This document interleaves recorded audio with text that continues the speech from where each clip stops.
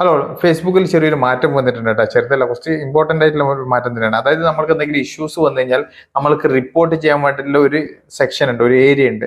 ആ ഒരു ഭാഗം ഇപ്പോൾ ഒരു മാറ്റം വന്നിട്ടുണ്ട്. അതായത് നമ്മളിവിടെ സപ്പോർട്ടിൽ പോയിട്ടാണ് പലപ്പോഴും നമ്മൾ ഫേസ്ബുക്കിനെ റിപ്പോർട്ട് ചെയ്യാറുള്ളത്.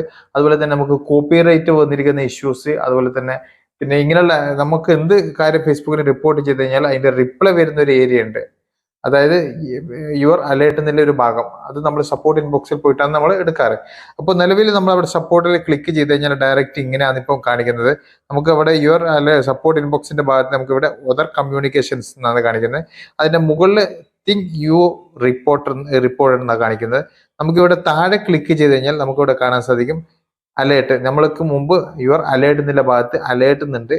നമുക്ക് അവിടെ വന്നിരിക്കുന്ന ഇഷ്യൂസ് നമുക്ക് അവിടെ കാണാൻ സാധിക്കുന്നുണ്ട്. അതുപോലെ തന്നെ നമ്മൾ വേറെ ആരെങ്കിലും റിപ്പോർട്ട് ചെയ്തിട്ടുണ്ടെങ്കിൽ അത് ഇവിടെ കാണാൻ സാധിക്കും. നമ്മൾ ഇത് ചെയ്യാത്തതുകൊണ്ട് ഇതിവിടെ ബ്ലാങ്ക് ആയിട്ട് കാണിക്കുന്നുണ്ട്. ഓക്കെ, അപ്പൊ ഇത് പല ആൾക്കാരും പറയുന്നുണ്ട് അവിടെ ഒരു മാറ്റം വന്നിട്ടുണ്ട്, എന്താണെന്ന് ഒന്ന് പറഞ്ഞ് വിശദീകരിച്ച് തരാമോ പല ആൾക്കാർ ചോദിക്കുന്നുണ്ട്. അതുകൊണ്ടാണ് ചെറിയൊരു ഷോർട്ട് വീഡിയോയിൽ ഞങ്ങളിലേക്ക് ഞാൻ ഷെയർ ചെയ്തിരിക്കുന്നത്. ഇപ്പോഴും പല ആൾക്കാർക്കും പഴയ രീതിയിൽ തന്നെ ഉണ്ട്, ചില ആൾക്കാർക്ക് ഇങ്ങനെ ചേഞ്ച് വന്നിട്ടുണ്ട്. ഓക്കെ.